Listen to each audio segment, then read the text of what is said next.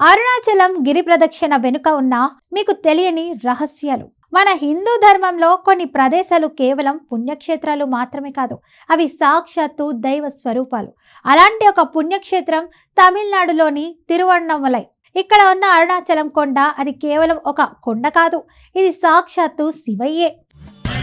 శంకర జయ జయ శంకర హర హర శంకర హర హర శంకర జయ జయ శంకర హర హర శంకర హర హర శంకర జయ జయ శంకర హర హర శంకర హర హర శంకర జయ జయ శంకర హర హర శంకర.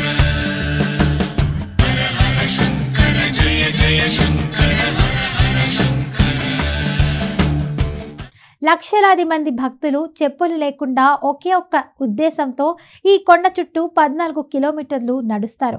ఈ ప్రదక్షిణే గిరి ప్రదక్షిణ అని అంటారు. ఈ సాధారణ నడక వెనుక ఉన్న అంతు చిక్కని రహస్యాలు ఏంటి? ఎందుకు ప్రపంచం నలుమూలల నుంచి ప్రజలు ఇక్కడికి వచ్చి ఈ ప్రదక్షిణ చేస్తారు? ఈరోజు మనం ఆ రహస్యాల లోతుల్లోకి ఒక ప్రయాణం చేద్దాం. ఈ గిరి ప్రదక్షిణకు ఆధారం పురాణాల్లో ఉంది. ఒకసారి బ్రహ్మ విష్ణువులలో ఎవరు గొప్ప అనే వివాదం వచ్చింది. ఆ వివాదాన్ని పరిష్కరించడానికి శివుడు ఒక అంతులేని అగ్ని స్తంభంలా ఆవిర్భవించాడు. దాని అత్యంతాలను కనుగొనమని బ్రహ్మ విష్ణువులకు శివుడు సవాల్ విసిరారు. బ్రహ్మ దాని పై భాగాన్ని, విష్ణువు దాని కింద భాగాన్ని కనుగొనడానికి ప్రయత్నించారు. వేల సంవత్సరాల ప్రయాణం తర్వాత కూడా వారికి దాని అత్యంతాలు లభించలేదు. దాని ఆద్యంతాలు లభించలేదు. బ్రహ్మ తాను చూశానన్నట్లు అబద్ధం చెప్పగా విష్ణువు తన అపజయాన్ని అంగీకరించాడు. అప్పుడు శివుడు ఆ అగ్ని స్తంభాన్ని అరుణాచల కొండగా మార్చాడు. ఇది శివుడు తన దివ్య రూపాన్ని భక్తులకు చూపించిన ప్రదేశం. అందుకే అరుణాచలం కేవలం ఒక కొండ కాదు, అది సాక్షాత్తు శివుని భౌతిక రూపం. హర హర శంకర జయ జయ శంకర హర హర శంకర శంకర జయ జయ శంకర హర హర శంకర హర హర శంకర జయ జయ శంకర హర హర శంకర హర హర శంకర జయ జయ శంకర హర హర శంకర హర హర శంకర జయ జయ శంకర హర హర శంకర హర హర శంకర జయ జయ. ఈ గిరి ప్రదక్షిణ అంటే మనం శివుని చుట్టూ ప్రదక్షిణ చేయడం. ప్రతి అంగుళంలో మనం శివయ్యకు దగ్గరవుతాం. ఈ గిరి ప్రదక్షిణ కేవలం ఒక సాధారణ నడక కాదు, ఇది ఆత్మ ప్రక్షాళన కోసం చేసే ఒక ప్రయాణం. మొదటి దశ, మీరు ప్రదక్షిణ ప్రారంభించినప్పుడు అది మీ శరీరం, మనసులో ఉన్న పాపాలను, చెడు ఆలోచనలను తొలగిస్తుంది. ఇక ప్రతి అడుగులో మీ పాపాలు కాలిపోతాయి. రెండవ దశ, మీరు నడుస్తున్నప్పుడు మీ మనసు ప్రశాంతంగా మారుతుంది. మీలోని ఆత్మ దైవంతో అనుసంధానం అవుతుంది. ఇది కేవలం మీ మనసుకు ప్రశాంతతను ఇవ్వడమే కాదు, మీకు ఆధ్యాత్మిక జ్ఞానాన్ని కూడా అందిస్తుంది. ఇక మూడవ దశ, మీరు గిరి ప్రదక్షిణ పూర్తి చేసినప్పుడు మీరు మోక్షాన్ని పొందుతారని నమ్మకం. ఈ ప్రయాణం మిమ్మల్ని భౌతిక ప్రపంచం నుండి విముక్తి చేసి ఆత్మకు ముక్తిని ఇస్తుంది. మరి ఈ గిరి ప్రదక్షిణ ఎందుకు అంత శక్తివంతమైనది? దానికి కొన్ని రహస్యాలున్నాయి. ఈ 14 కిలోమీటర్ల మార్గం వేల సంవత్సరాల చరిత్రలో అంతు చిక్కని రహస్యంతో నిండి ఉంది.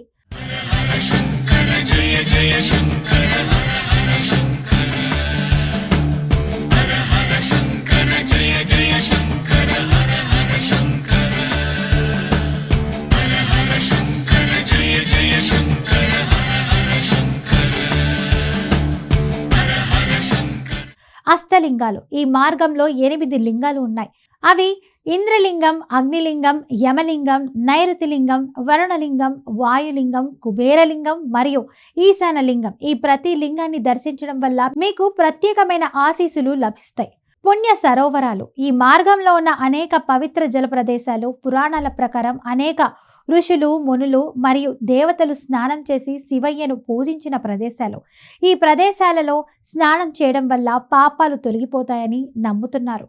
శంకర జయ జయ శంకర హర హర శంకర హర హర శంకర జయ జయ శంకర హర హర శంకర హర హర శంకర జయ జయ శంకర హర హర శంకర హర హర శంకర జయ జయ శంకర హర హర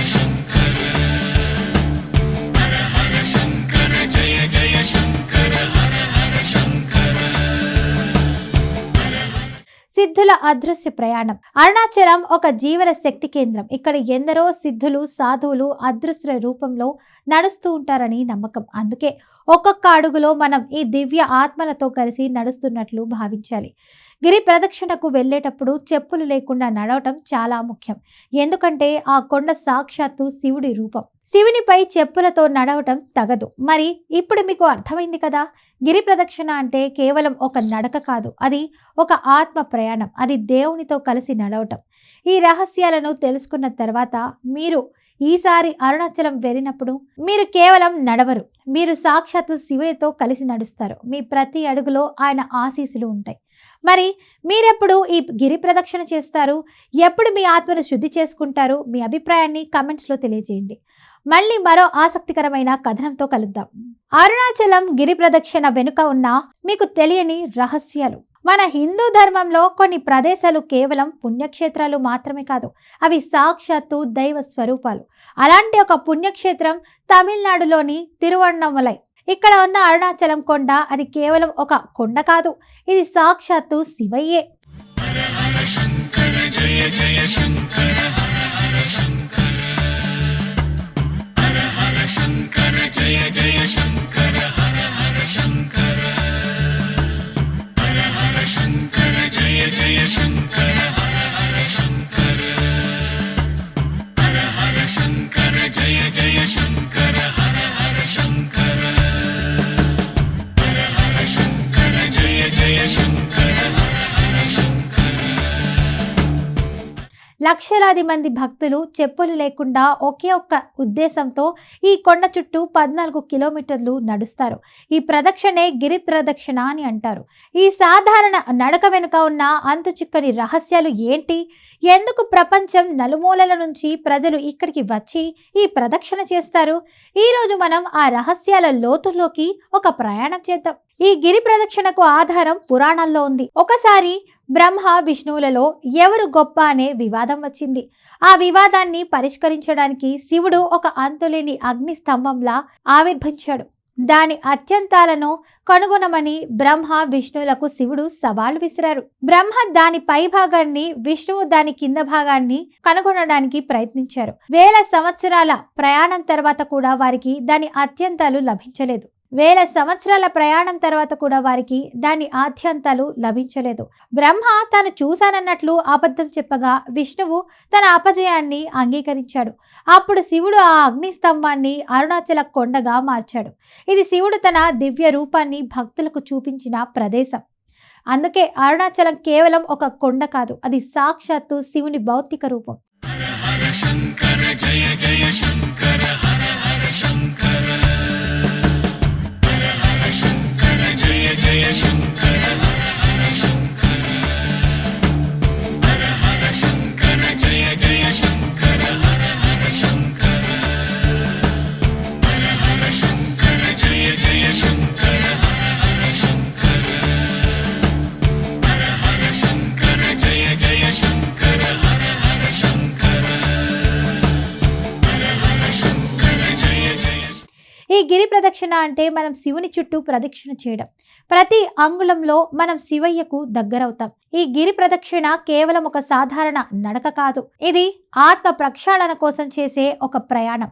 మొదటి దశ, మీరు ప్రదక్షిణ ప్రారంభించినప్పుడు అది మీ శరీరం, మనసులో ఉన్న పాపాలను, చెడు ఆలోచనలను తొలగిస్తుంది. ఇక ప్రతి అడుగులో మీ పాపాలు కాలిపోతాయి. రెండవ దశ, మీరు నడుస్తున్నప్పుడు మీ మనసు ప్రశాంతంగా మారుతుంది. మీలోని ఆత్మ దైవంతో అనుసంధానం అవుతుంది. ఇది కేవలం మీ మనసుకు ప్రశాంతతను ఇవ్వడమే కాదు, మీకు ఆధ్యాత్మిక జ్ఞానాన్ని కూడా అందిస్తుంది. ఇక మూడవ దశ, మీరు గిరి ప్రదక్షిణ పూర్తి చేసినప్పుడు మీరు మోక్షాన్ని పొందుతారని నమ్మకం. ఈ ప్రయాణం మిమ్మల్ని భౌతిక ప్రపంచం నుండి విముక్తి చేసి ఆత్మకు ముక్తిని ఇస్తుంది. మరి ఈ గిరి ప్రదక్షిణ ఎందుకు అంత శక్తివంతమైనది? దానికి కొన్ని రహస్యాలున్నాయి. ఈ 14 కిలోమీటర్ల మార్గం వేల సంవత్సరాల చరిత్రలో అంతుచిక్కని రహస్యంతో నిండి ఉంది. హర హర శంకర జయ జయ శంకర హర హర శంకర హర హర శంకర జయ జయ శంకర హర హర శంకర హర హర శంకర జయ జయ శంకర హర హర శంకర హర హర శంకర. అష్టలింగ శివలింగాలు. ఈ మార్గంలో 8 లింగాలు ఉన్నాయి.